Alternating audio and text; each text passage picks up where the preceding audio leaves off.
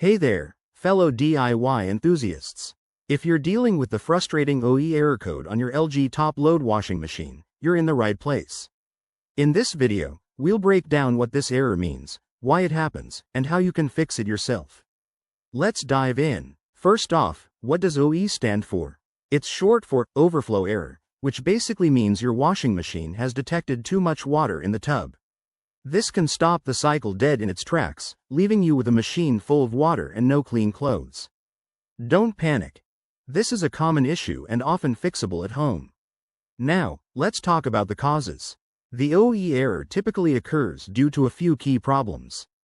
One common culprit is a clogged drain hose or pump, which prevents water from draining properly. Another possibility is a faulty water inlet valve that's letting in too much water.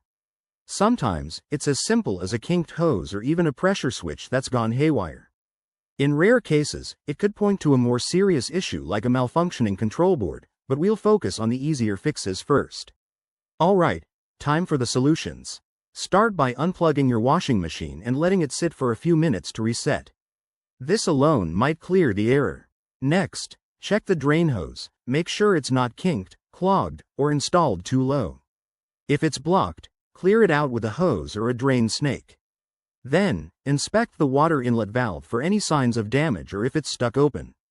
You might need to turn off the water supply and replace it if it's faulty. If you're comfortable, test the pressure switch with a multimeter, but if not, it's okay to skip that and call a professional. Once you've tried these steps, plug the machine back in and run a test cycle.